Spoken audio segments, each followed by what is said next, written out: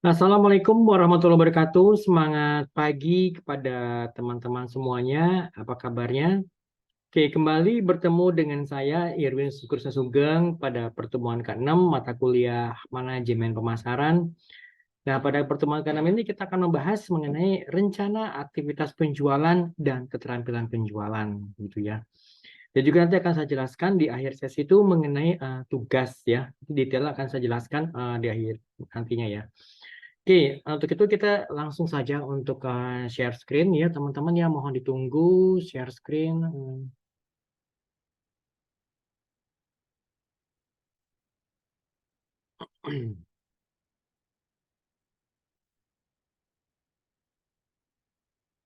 Yes, di layar teman-teman ini sudah bisa terlihat ya, ini kita akan membahas mengenai rencana aktivitas penjualan dan juga keterampilan penjualan gitu ya. Nah ini kita lihat sini, kita bahas dulu untuk pertama itu adalah mengenai rencana aktivitas penjualan. Jadi ada dua pokok pembahasan, jadi bagaimana kita bisa melaksanakan pengelolaan waktu dan juga bagaimana kita bisa melaksanakan pengelolaan teritori gitu ya.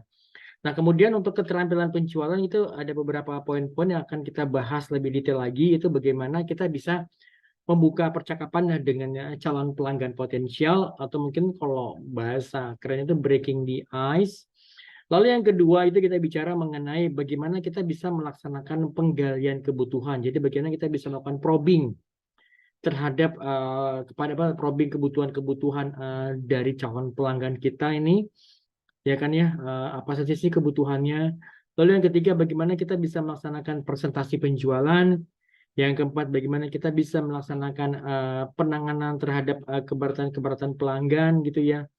Dan juga bagaimana kita bisa melaksanakan negosiasi dan memfasilitasi komitmen pembelian atau closing gitu ya.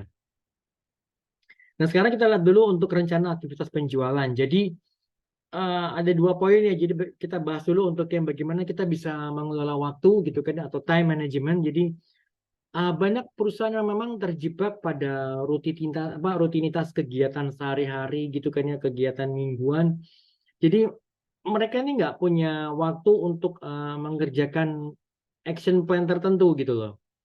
Nah, jadi pengelolaan waktu atau sering disebut dengan time management atau bahasa Indonesia manajemen waktu itu merupakan proses mulai dari planning, kemudian juga pengorganisasian, kemudian juga bagaimana kita bisa menggerakkan dan juga mengawasi produktivitas waktu dengan waktu ya. Jadi di mana waktu itu menjadi salah satu sumber daya untuk kita bisa bekerja gitu kan ya.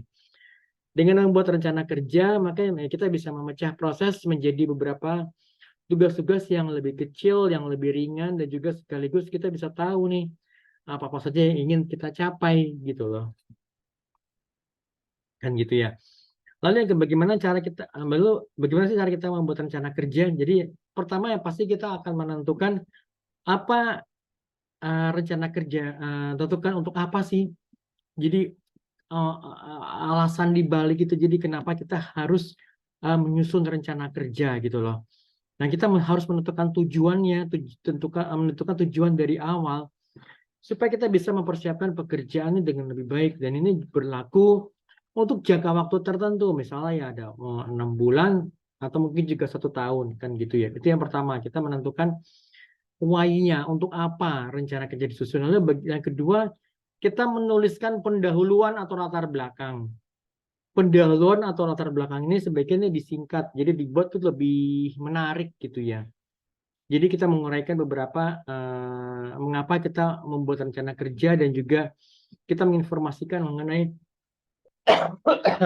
menginformasikan mengenai pekerjaan yang akan dilaksanakan untuk jangka waktu tertentu gitu ya. Nah, background atau latar belakang ini berisi ya alasan gitu ya, mengapa kita membuat rencana kerja, kemudian juga mengidentifikasi masalah yang perlu kita atasi, dan mungkin juga alasan-alasan lainnya itu berdasarkan masukan maupun juga feedback yang diterima selama mengerjakan pekerjaan-pekerjaan yang sebelumnya ini gitu kan ya. Lalu yang ketiga kita menentukan tujuan dan target. Tujuan merupakan gambaran keseluruhan pekerjaan kita kan gitu ya. tuliskan nih apa saja yang akan menjadi hasil akhir yang diinginkan gitu ya dari rencana kerja kita ini. Jadi ini cakupannya tuh luas. Sedangkan kalau target itu ya kita lebih spesifik dan juga lebih nyata kan gitu ya. Misalnya target jangka pendek perusahaan itu untuk meningkatkan jumlah audiens sebesar 30% dalam jangka waktu 3 bulan. Lalu yang keempat kita menyusun rencana kerja dengan target itu yang sifatnya adalah SMART. SMART itu merupakan akronim yang biasa digunakan untuk mencari result atau hasil yang lebih nyata dan bisa dikerjakan pada rencana kerja kita gitu loh. Nah, kita lihat S yang pertama itu adalah SMART. SMART. S yang dari SMART yang pertama itu adalah spesifik atau terperinci. Jadi apa tepatnya yang akan dilakukan dan juga untuk siapa. Jadi kita uraikan populasi yang akan kita layani dan juga semua tindakan-tindakan spesifik yang akan digunakan untuk membantu mereka. Lalu yang kedua, M, measurable. Measurable, jadi terukur. Apa tuh target itu kuantitatif dan juga bisa diukur gitu loh. Jadi kita bisa menghitung hasilnya juga gitu ya. Lalu yang ketiga, A, achievable, itu artinya bisa dicapai gitu loh.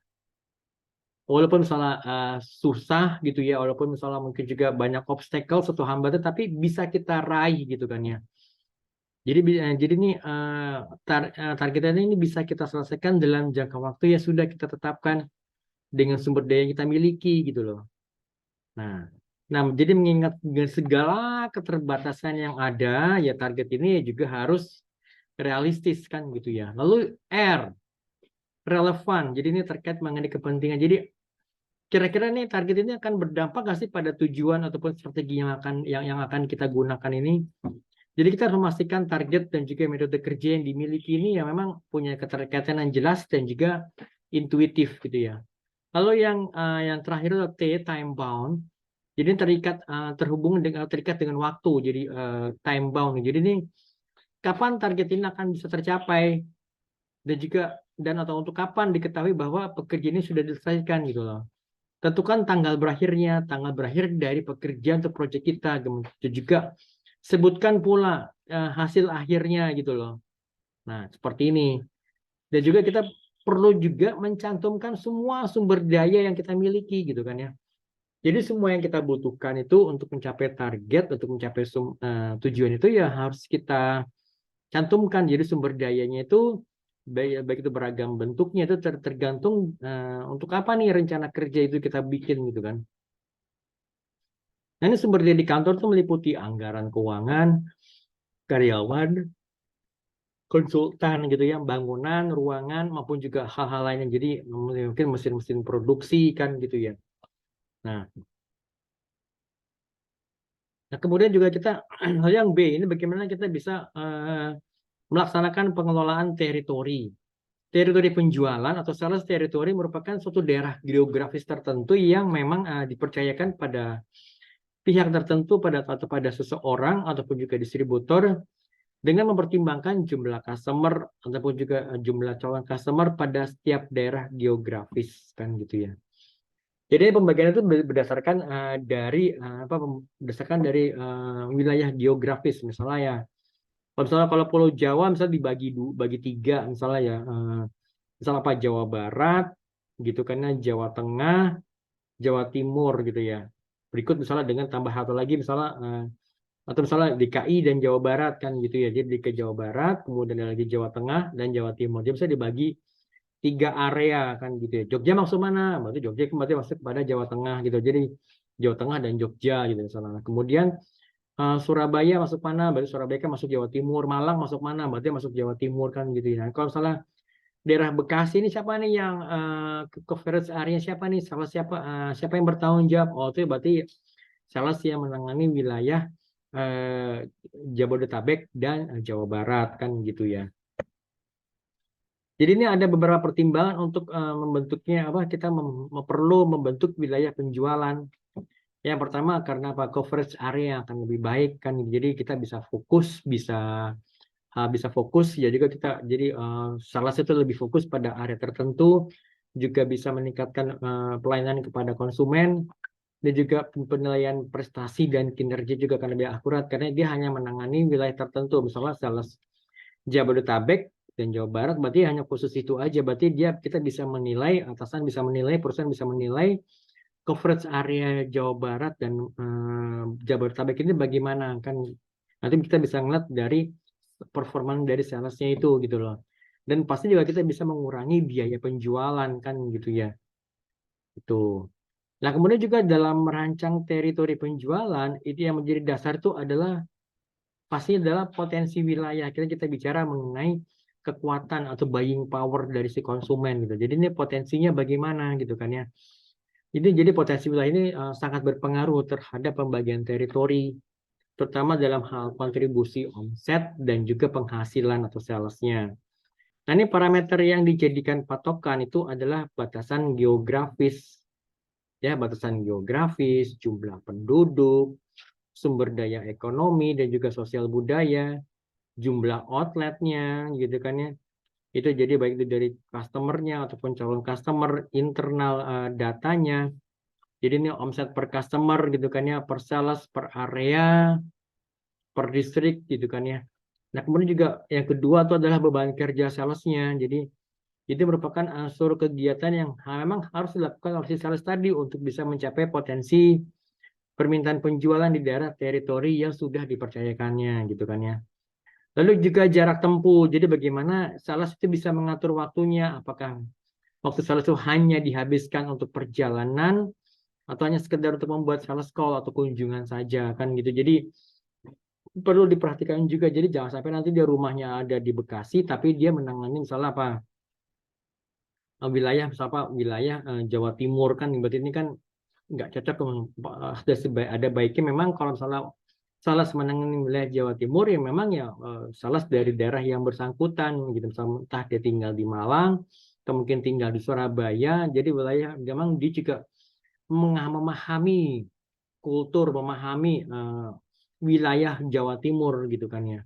Lalu juga kondisi geografis dan juga bagaimana cara kita memonitoring dan mengontrol teritori gitu.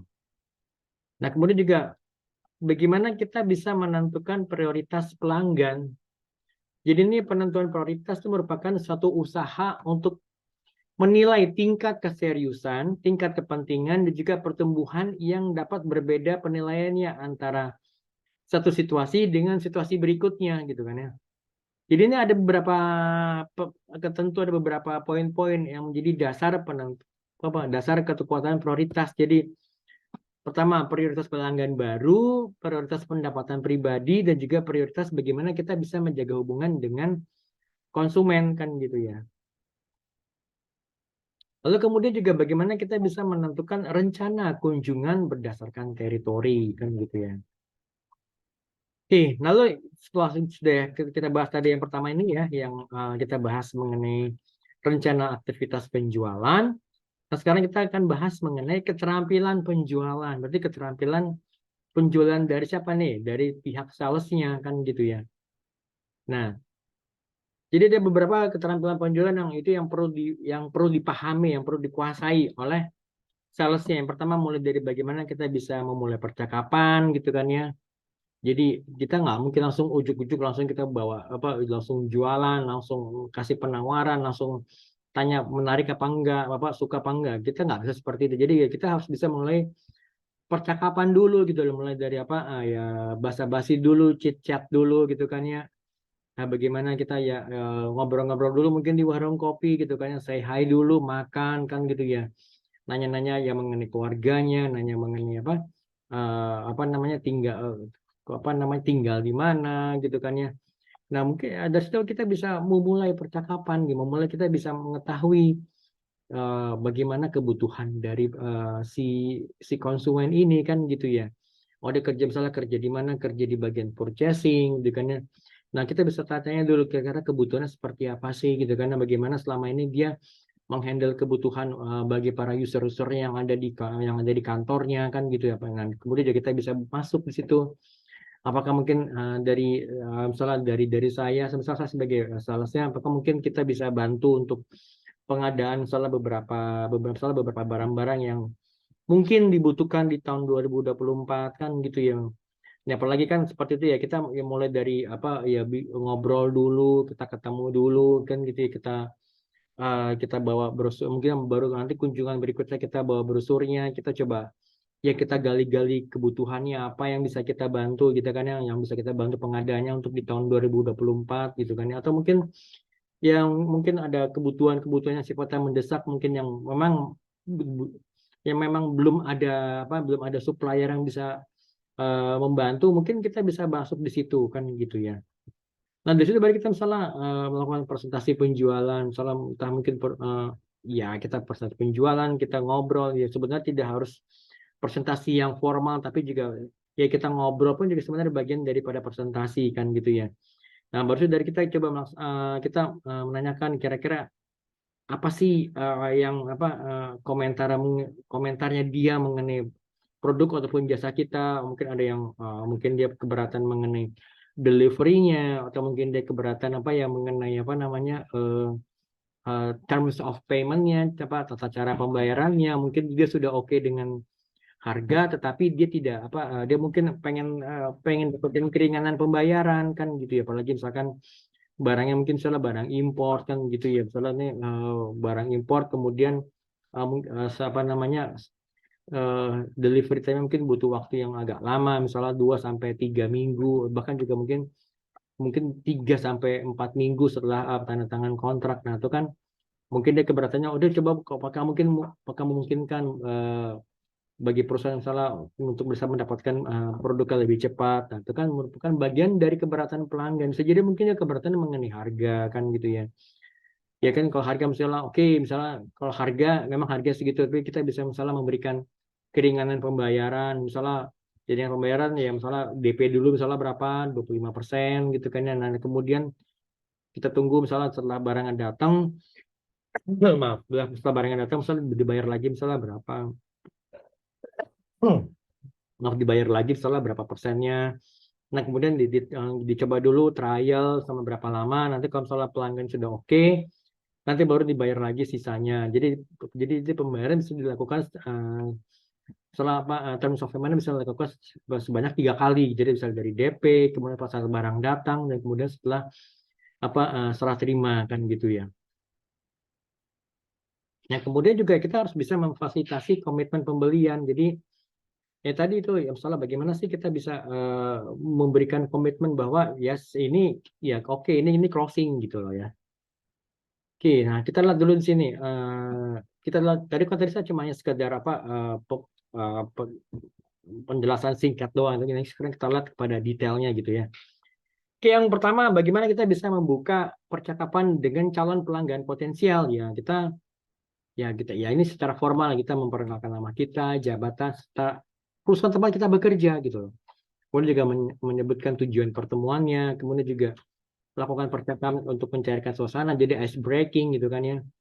Jadi ya kita menggunakan open ended question gitu loh untuk memulai percakapan. Jadi nggak hanya sekedar pertanyaan yang hanya dijawab iya atau tidak, sudah makan belum, sudah. Nah, mungkin saya lebih sekarang kira-kira kalau dari menu yang ada di sini Bapak lebih prefer yang mana nih Pak, menunya nih Pak? Atau mungkin juga misalnya kalau misalnya kita ketemunya di kafe, ya kita bisa nanyakan, Bapak sudah nyaman mungkin dengan tempat duduknya di sini Pak, atau mungkin kita mau pindah ke outdoor supaya mungkin Bapak lebih relax, ya kan, bisa lebih relax, bisa sembari juga bakar rokoknya, ya, atau mungkin cukup di sini. Nah, itu jadi kita ya seperti itu gitu loh. Tujuannya apa? Tujuan supaya kita bisa membuka jalur percakapan, yang kita bisa membuka topik selanjutnya gitu loh. Ya misalnya tadi susah nggak sih Pak cari lokasi ke sini gitu kan? Tadi gimana Pak, perjalanannya macet ya Pak tadi ya? Kemudian kita juga bisa kita intinya adalah bagaimana kita bisa memancing pertanyaan gitu kan ya, gitu. Nah, kemudian juga kita ya harus bisa mendengarkan apa yang dibicarakan oleh lawan bicara kita gitu ya.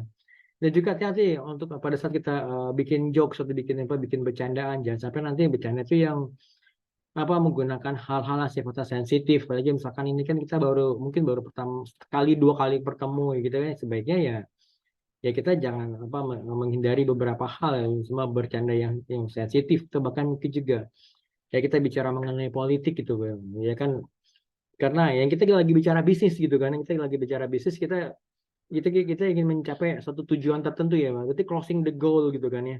Ya sebagai kita menghindari hal-hal yang tidak penting gitu, hal-hal yang remeh-temeh tapi akhirnya nanti malah mau jadi bumerang buat kita. Jadi ya, tadi itu misalnya tadi apa ya bercanda dengan hal-hal yang sensitif gitu. Mungkin apalagi kalau soal menjurus ke arah porno, apalagi misalkan kalau kita bicara mengenai apa politik sebaiknya yang enggak gitu ya, apalagi dengan kondisi seperti sekarang ini kan gitu ya.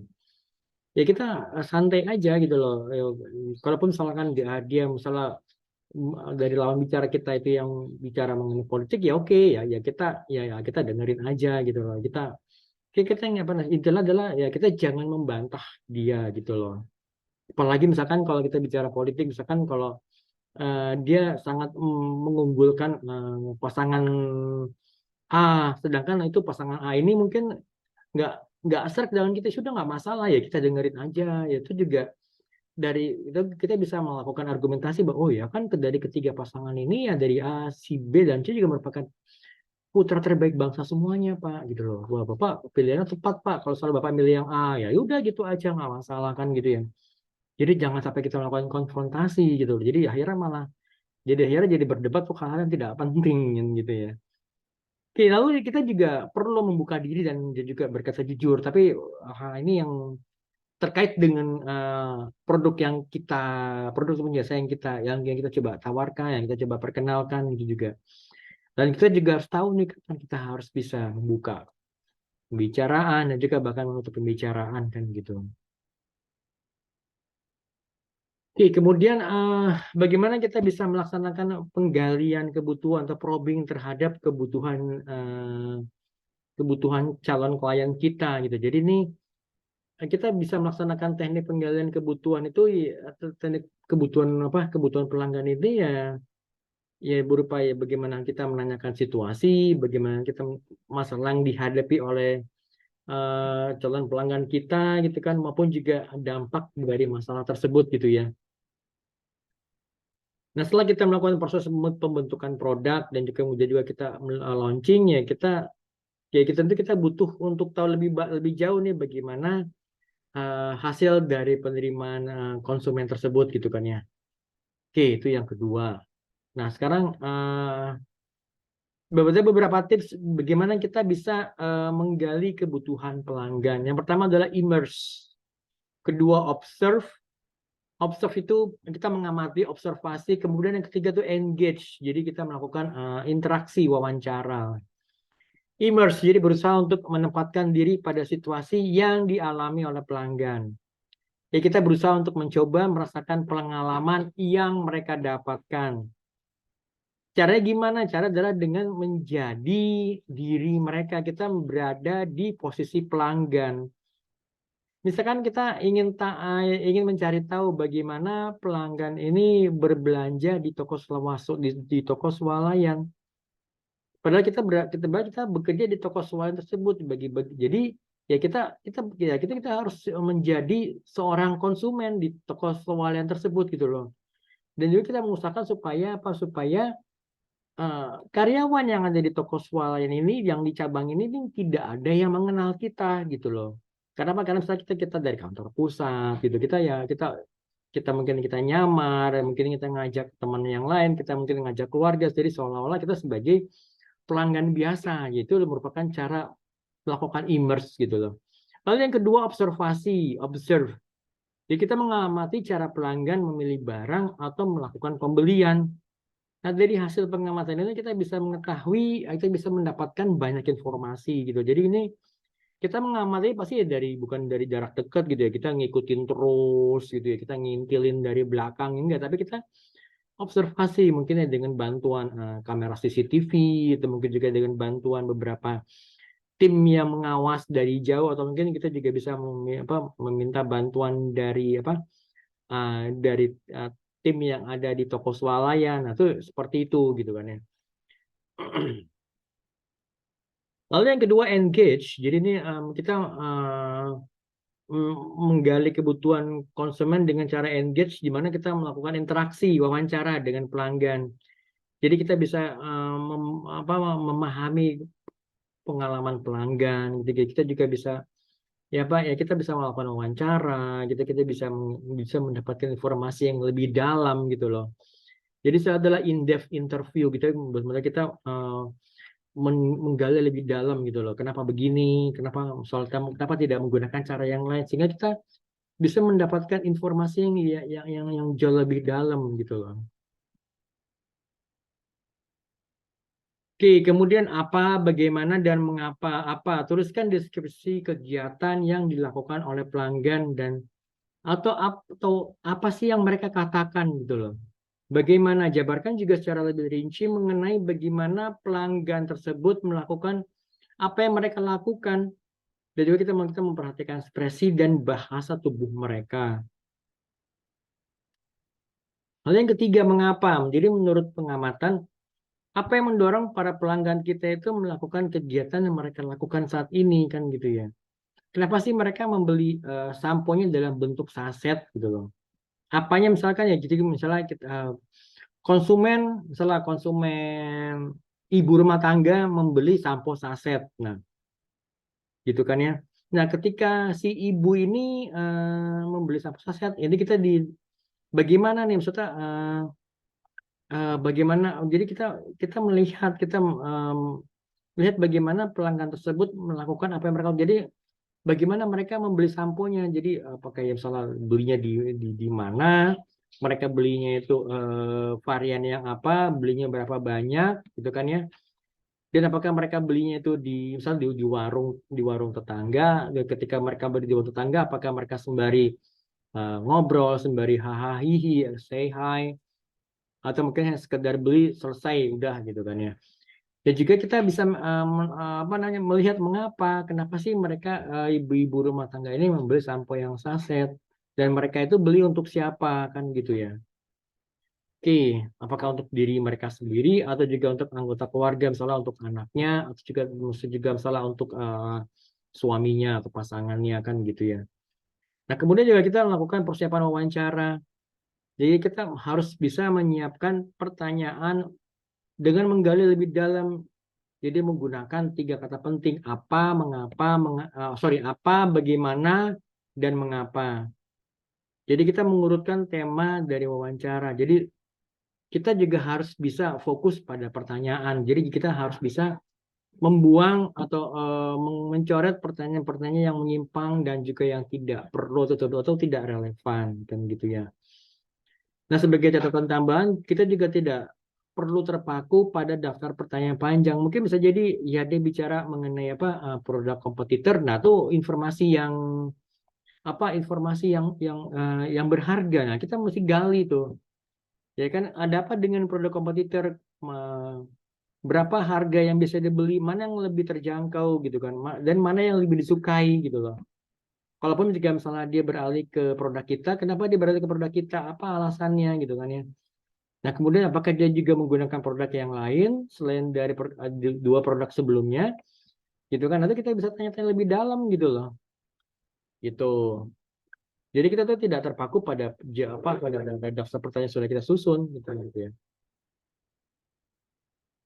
Lalu kita menawarkan solusi pemenuhan kebutuhan. Jadi need payoff kepada pelanggan. Jadi cara untuk memproses segala sesuatu itu dibutuhkan bagaimana kita membuatnya sendiri, memproduksi atau mencarinya, memaksa atau merebut ini nggak dianjurin ya, berarti hati-hati nih kan. Meminta atau kita melakukan pertukaran, barter, exchange gitu ya. Jadi ini konsep pemasaran yang sudah dijalankan ini dalam memenuhi kebutuhan ini dan sesuai dengan keinginan kita. Jadi misalkan kita ingin memiliki sesuatu, ya kita juga akan memberikan sesuatu yang dianggap bernilai bagi orang lain. Nah, konsep ini juga adalah konsep yang sifatnya win-win solution. Artinya tuh tidak ada pihak yang merasa dirugikan. Jadi semua tuh mendapatkan keuntungan gitu kan ya. Jadi semua pihak itu tidak ada yang dirugikan dan juga nggak ada yang dirugikan, baik dalam hal pemenuhan kebutuhan dan juga keinginan masing-masing gitu ya. Oke, kemudian juga bagaimana kita bisa melakukan presentasi penjualan. Nah, ini kita harus bisa nih menentukan tipe presentasi yang disampaikan, apakah memang menyampaikan informasi, atau kita hanya sekedar berusaha melakukan persuasi, atau hanya sekedar untuk memberikan hiburan, kan gitu ya. Nah, kemudian yang kedua, kita harus menyiapkan beragam kelengkapan. Misalnya, apakah kita memang membutuhkan alat penampil presentasi, atau membutuhkan apa, atau seperti proyektor, atau mungkin membutuhkan laser pointer, atau mungkin kita juga bahkan membutuhkan layar putih gitu ya, dan juga beragam perlengkapan lainnya yang dibutuhkan gitu ya. Lalu yang keempat, yang ketiga, kita harus bisa menyampaikan pesan utama dalam presentasi kan gitu ya.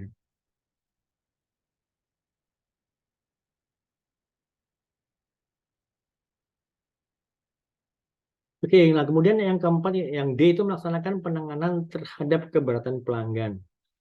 Nah, jadi ini ada beberapa hal yang perlu dilakukan. Jadi bagaimana kita bisa membangun kedekatan dan juga rasa percaya, rasa trust dari pelanggan. Karena kepercayaan pelanggan itu adalah merupakan suatu hal yang sifatnya mahal ya. Karena ini kita membangun percayaan itu ya nggak bisa nggak gampang gitu loh. Dan juga butuh waktu kan gitu ya. Bisa jadi mungkin kita membangun kepercayaan itu butuh waktu bertahun-tahun kan gitu ya. Kita udah berapa kali ketemuan, ya kan udah berapa kali ketemuan selama hampir 2 tahunan. Ya, selama itu ya mungkin produk yang dipesan sama si bapak ini sebagai sebagai pelayan kita ini ya produk yang masih biasa-biasa aja nih, yang maksudnya yang harganya masih terjangkau, belum apa ya, harganya mungkin masih ratusan ribu, jutaan, tapi masih belum mau beli produk yang misalnya harganya yang puluhan juta gitu. Padahal kita juga bisa support si bapak ini, misalnya bapak ini ada kerja sebagai purchasing dan juga mungkin dia punya user gitu loh. Tapi kenapa nih kok si bapaknya ini masih belum apa, masih belum percaya sama kita? Nanti ada beberapa poin-poin tertentu gitu yang perlu kita coba gali gitu loh. Oh, mungkin ngerasa kok kayaknya mungkin dari tim sales saya mungkin yang terlalu apa, yang terlalu percaya diri, atau mungkin yang tim sales saya yang apa, hanya selalu apa menjelaskan masalah-masalah teknis gitu, tapi mungkin tidak terlalu melakukan pendekatan yang lebih baik lagi kepada si bapaknya. Nah, itu kan bisa jadi seperti itu gitu loh. Nah, jadi ya setelah calon pembeli kita percaya, baru mereka sadar bahwa mereka tuh butuh produk yang kita tawarkan. Dan produk yang kita tawarkan ini bisa jadi merupakan solusi dari permasalahannya. Mungkin tadi ya sih balik kepada tadi yang bapaknya tadi yang ada di purchasing, mungkin dia ngerti, dia ngerti, oh ini merupakan bagian dari solusi apa, solusi dari masalah yang dihadapi, tapi mungkin dia masih belum merasa percaya 100% kepada produk kita, kepada salesnya. Ya kan, apalagi misalkan kalau seperti itu kan ya kita jualan, benar-benar jualan itu adalah ya personal approach gitu loh. Ya kan, ya jangan sampai nanti kita datang hanya pada saat dibutuhkan aja. Tapi jangan gitu, sesekali mungkin kita datang, yuk Pak, kita makan siang, Pak, kapan nih kita bisa makan siang bareng, atau mungkin kapan kita bisa ngopi bareng nih Pak. Nah, gitu kan. Ya apa, nah, seperti itu mungkin sesekali, mungkin ya kita ya nggak perlu setiap hari juga, mungkin sesekali kita datang ya bawa makan siang, kita bawa bawa sesuatu gitu loh. Ketika misalnya kita nganterin invoice ya kita sekali juga misalnya bawa sesuatu gitu kan. Pak, ini ada titipan dari kantor, Pak, ini ada sekedar nih Pak buat teman ngopi sore gitu. Nah, nanti baru kita bisa ngobrol. Kapan nih Pak kita bisa ngopi-ngopi bareng di luar yuk, ya sembari sembari kita ganti suasana misalnya kan, seperti itu kan, itu jadi ngobrol kan lebih enak kan gitu ya. Nah, kemudian ya kita bisa melakukan negosiasi yang sifatnya tidak memaksa. Jadi kalau kita nego tuh kita jangan sampai kita tuh nge-push si apa calon pelanggan kita atau klien kita gitu, nggak bisa. Jadi kita harus benar-benar apa, ya natural, ya udahlah, kapan nih Pak kita bisa ketemu lagi nih Pak, mungkin ya kita bisa diskusi lebih jauh lagi nih, mungkin ada yang Bapak masih belum apa, masih belum paham mengenai produk atau jasa kita gitu, mungkin ada beberapa hal mungkin yang Bapak ingin sampaikan lebih jauh, lebih detail. Nah, saya bisa datang ketemu Bapak nih kapan, sembari kita mungkin bisa sembari ngopi di luar, atau mungkin ya sembari Bapak mungkin on the way pulang, nanti ya udah kita ngopi sekalian, nanti saya anterin Bapak pulang ke rumah. Nah, gitu kan, ya kan lebih enak gitu loh jadi ngomong bicaranya kan, jadi tidak ada kesan memaksa, jadi kita ya ngomongnya santai aja gitu loh. Jadi kapan nih Pak ini kita bisa ngopi bareng nih Pak di luar, biar supaya ganti suasana, mungkin jam sore-sore sekalian on the way pulang saya anterin Bapak pulang kan enak gitu. Dan kita juga harus bisa membuat daftar evaluasi gitu loh. Ya kan supaya apa? Supaya kita perlu perlu melakukan apa? Membuat list evaluasi supaya apa? Supaya konsumen tidak merasa keberatan untuk membeli kan gitu ya. Nah, ketika kita melakukan negosiasi, ya kita harus bisa menyiapkan skenario-nya gitu loh. Jadi ada beberapa yang perlu disiapkan. Jadi mempunyai ya, di antaranya pertama, ya kita nih mempunyai kewenangan untuk melakukan negosiasi. Kita sudah memiliki target, kita sudah siap dengan beberapa alternatif ya. Kalau perlu ya kita juga membentuk tim kan gitu ya. Nih, misalnya ada tim negosiatornya kan gitu ya. Nah, kemudian juga kita bisa, yang kedua kita bisa mengidentifikasi taktik negosiasi pelanggan. Jadi taktik negosiasi merupakan beragam manuver yang dibuat pada titik-titik tertentu dalam proses negosiasi. Jadi ini taktik dalam negosiasi ini ada yang misalnya kita memberikan pilihan, kita melakukan lelang, ya kita kalah, kita ngalah supaya kita bisa menang. Menang dalam arti kita bisa mendapatkan kontrak dan gitu ya. Ya kita bisa memberikan pilihan ya atau tidak kepada konsumen kan gitu ya. Lalu juga kita bisa memberikan apa penawaran yang serius, serius dalam penampilan, ucapan, tindakan dengan cara presentasi dan demo produk maupun jasa. Jadi kita mungkin kita bisa mengatakan, Pak ini mohon maaf, ini stoknya terbatas. Kita mungkin kita perlu menunggu kita jadi sehingga kita sabar. Atau mungkin buka produk kita tekan terus menerus nih Pak. Bagaimana ya Pak dari hasil apa dari hasil revisi penawaran yang kemarin gitu. Ya, mungkin kita perlu telepon ya 2 hari sekali lah. Mungkin nggak perlu setiap jam, tapi mungkin ya 2 hari sekali gitu. Ya kita juga harus bisa apa melambungkan bola rendah dalam artian misalnya kita menawarkan persyaratannya ringan atau rendah tetapi setelah diterima oleh calon pelanggan supaya penawaran tersebut ya bisa di follow up gitu loh. Kemudian kita bisa mengakomodir hal-hal yang menjadi concernnya pelanggan win-win solution. Win-win solution merupakan pendekatan negosiasi yang ditujukan kepada kemenangan kedua belah pihak. Jadi meminta tanpa menekan dan juga memberi tanpa adanya desakan dan gitu ya. Nah, kemudian yang terakhir yang kita melakukan fasilitasi komitmen pembelian. Jadi ini mengidentifikasi waktu dan juga tanda-tanda dia baik verbal maupun non verbal yang tepat untuk melakukan closing the sales gitu loh. Waktu dan tanda-tanda tepat ini kalau ada beberapa poin misalnya jadi penjual sudah menjelaskan benefit benefit yang utama dari produk ataupun jasa yang kita tawarkan, penjual sudah berhasil mengatasi keberatan pelanggan, penjual sudah menjawab pertanyaan pelanggan, penjual sudah menangkap sinyal pelanggan sudah siap membeli dengan memperhatikan bahasa tubuhnya kan gitu yang perlu kita lihat ini ya. Ya ada body language nya mungkin kalau buat teman-teman yang apa yang sales yang sudah berpengalaman dia bisa ngelihat oh ini kayaknya dia sudah mulai senyum senyum dan sumringah gitu juga mungkin dia juga sudah hubungi misalnya ke orang finance dia sudah mulai bikin apa purchase request wah ini berarti ini udah oke nih gitu kan tinggal tunggu aja nanti kita dikirimin PO yaudah kita santai dulu ya nanti kita tinggal kita ajakin salah siapa si bapaknya ini yaudah ya Pak kapan nih kita bisa ngopi nih di seberang atau kita ngopi di luar sembari ganti suasana mungkin ya supaya apa supaya bapak lebih fresh lagi nih besoknya ya kan bisa seperti itu gitu.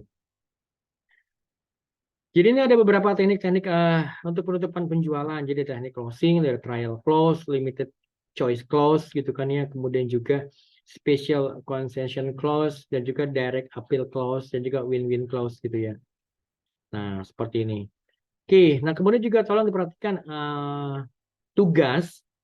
Tugas itu adalah kita melaksanakan keterampilan penjualan produk kepada calon pelanggan ataupun juga bagaimana kita bisa menangani keluhan pelanggan gitu ya. Oke, nanti saya coba detailkan lagi ya sebentar.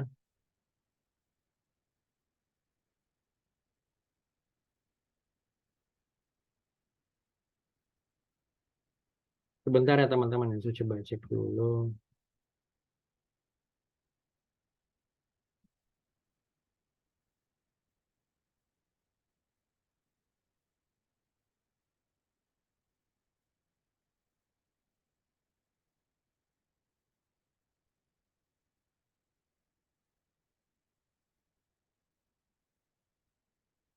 Oke ya, ini saya back sini lagi. Oke, ya ini dia.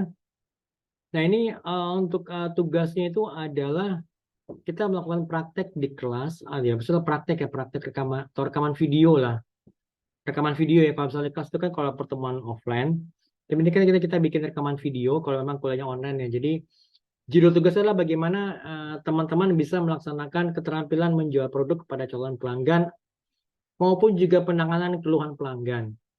Nah, jadi capaian pembelajaran mata kuliah itu adalah teman-teman mahasiswa mampu untuk memahami penyusunan rencana aktivitas penjualan dan mampu menerapkan keterampilan penjualan dan juga mampu menangani keluhan pelanggan. Nah, ini objek garapan itu adalah melaksanakan keterampilan menjual atau penanganan keluhan pelanggan gitu ya.